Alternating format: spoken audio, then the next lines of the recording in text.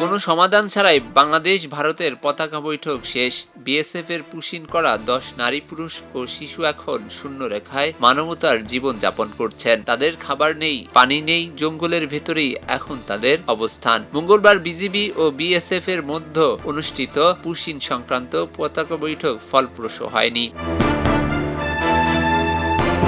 এর আগে গতকাল সোমবার ভোররাতে কাঁটাতারের বেড়া খুলে বেনাপোলের সাদিপুর সীমান্ত দিয়ে বিএসএফ তাদের পুশিন করে। বিজিবির সাহসিকতার সঙ্গে বিএসএফ এর পুশিন ঘটনা জানতে পেরে তা প্রতিহত করে দেয়। বিএসএফ গতরাতেও তাদের আশেপাশের বেশ কয়েকটি কাঁটাতারের বেড়া খুলে পুশিনের চেষ্টা করে ব্যর্থ হয়। যখন যে বেড়া খুলে দিয়ে ঠেলে পাঠানোর চেষ্টা করে আগেই সেখানে সীমান্তের চার্জ লাইট বন্ধ করে দেওয়া হয়। তবে বিজিবি সতর্ক থাকায় সে চেষ্টা ব্যর্থ হয়। পরবর্তীতে আজ মঙ্গলবার রাত 3:30টার দিকে কাঁটাতারের বেড়ার এপারে পুনরায় তাদের পুশিন করলেও মানুষগুলো এখনো শূন্য রেখার ভূখণ্ডেই অবস্থান করছে।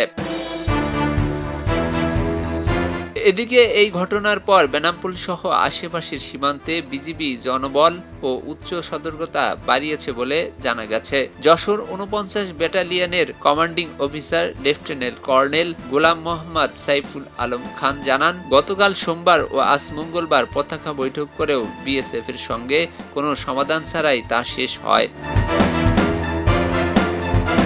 খবরের কাগজ, নিখাত, নির্ভীক, নিরপেক্ষ।